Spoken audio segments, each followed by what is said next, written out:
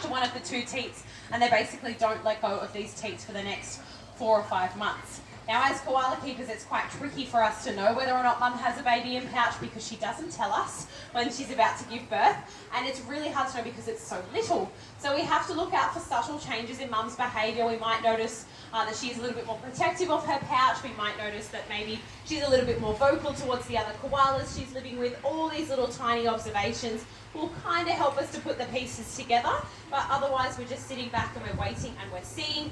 And usually by the 3-month mark, can everyone give me a thumbs up? This is how big a baby koala is at 3 months of age. Still very, very little, still got lots of growing to do, but believe it or not, it becomes a little bit more obvious at this age that it is inside mum's pouch. We see a little baby bump on mum's belly and we start to get very excited. Now when the keepers start to see the face emerge out of the pouch for the first time, that baby is almost 6 to 6.5 months old, and when they are poking their face out of pouch, they are usually engaging in a process known as packing. Now it's not going to sound very nice, but a baby koala has to eat its own mother's poo, and it is for a very important reason. It allows that joey to obtain special gut bacteria that it does not have from birth, and it is getting its tummy ready and balanced out to start to eat eucalypt. Now we're going to get to a stage where that joey is now able to eat that leaf and is still drinking milk from mum, and they are growing very, very quickly. By the time that joey reaches 8 months of age, there is no way in the world mum is letting them squeeze back into that pouch anymore for a nap. They've got to either sleep on her back or start to sleep by themselves. Usually about 9 to 10 months, we will see those female koalas get ready to have a brand new little joey. So that first joey has got to have a little bit more independence about them. And mum, usually a month later, will be giving birth to a brand new little baby, so she can't be investing too much time and energy into her eldest child. So that eldest joey is going to be heading off by themselves to go and find lots and lots to eat, because they're very excited that they no longer have to share their meals with mum anymore. Because if there is one thing that koalas love more than sleeping, it is eating lots and lots of eucalypts. And if they have the opportunity to eat lots and lots and not worry about sharing it, they're definitely going to be taking that opportunity. As you can see, Exhibit A and Exhibit B. There are almost 900 varieties of eucalypts found all the way throughout Australia. Koalas, however, are only found, arguably there's probably around about 300 to 400 different types of eucalypts, and of those, the koalas can eat maybe 80 of those species if they had to. Now, depending upon where you're finding that koala will mean their diet is going to vary a lot. So if we were to go, for example, out into the Heathcote National Park, where there is quite a substantial population of koalas, within an individual koala's home range, they might have access to 4 or 5 different species of eucalypt. Chances are they're probably eating less than half of those types of eucalypt every single day as part of their diet. So their nose is guiding them. They smell the leaf if it's got the right levels of nutrients, the right levels of toxicity. So many things they are detecting just from smelling it. If they've got all those right things, then they're going to go ahead and eat it. If it doesn't, they turn their nose up and they continue to look for their food.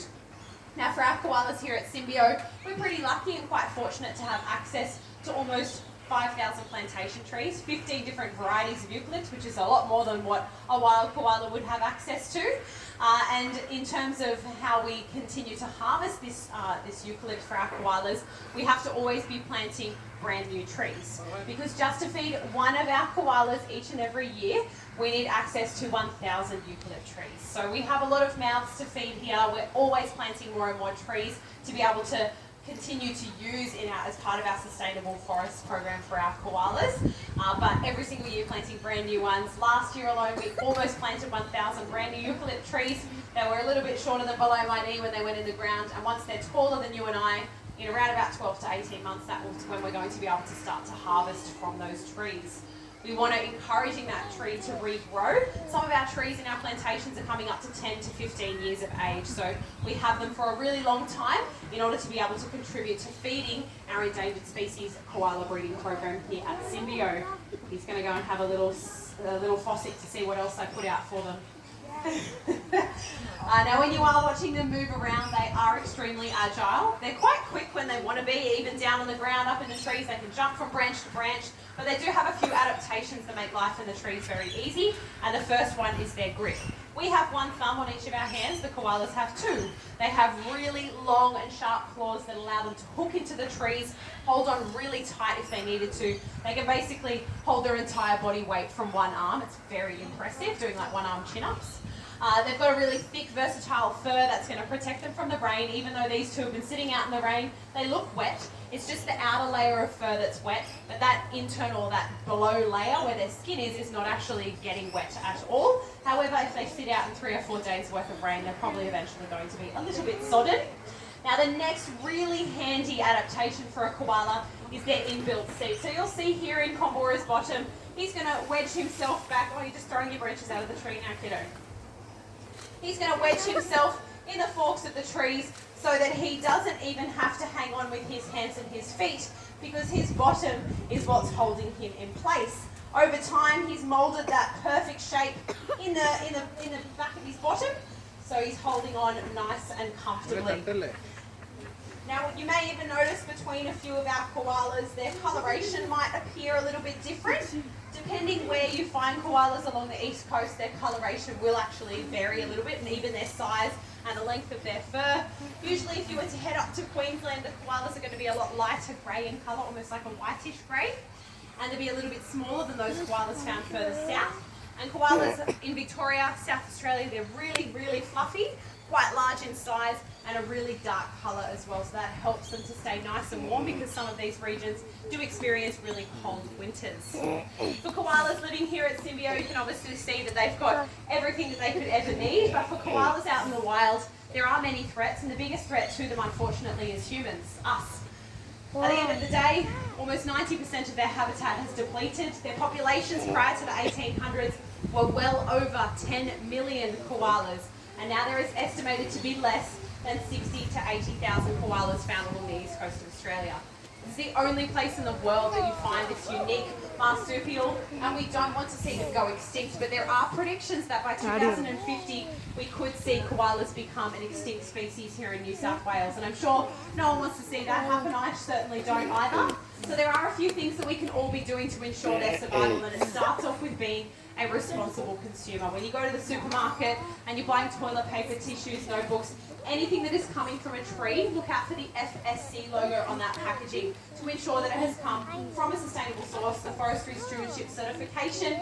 Always choosing recycled first, that's the best option, but the FSC logo is really, really crucial as well.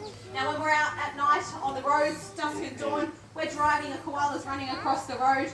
We can't stop in a hurry if we're driving above the speed limit, so always obeying by the speed limits in areas where there are wildlife warning signs, even slowing down a little bit more so that you can stop in time to avoid hitting them. But saving the WIRES number into your phone, the Wildlife Rescue Hotline number is 1300 WIRES. For if you do come across a sick or injured animal, you'll be able to call through and they'll be able to talk you through every step of the way as to how you can best help them in their hour of need. That's a really important thing that we can all be doing. Other things is doing what you've done today, coming to visit us here at Symbio Wildlife Park. Your support means the world to us, and it's enabling us to continue doing surveys in the local region. So the Illawarra Escarpment and Plateau is home to a lot of koalas historically, but these areas have been surveyed for a really, really long time, and we are currently conducting those surveys and have been doing so over the last 3 years, and your support allows us to continue to do that. So we really, really appreciate it. If you would like to go a step further, you can actually book in for behind the scenes experiences with our koalas this afternoon. You get to come on in with myself, have some pats and take some photos. If that was something you'd like to do, please head to the front desk and chat to the team there. If not, thanks for joining me this afternoon. I will also be feeding the koala sanctuary that's just across the way inside the koala house there as well, just after this, if you want to see any more active koalas. But thank you, and enjoy the rest of your afternoon. Thank you. Thank you.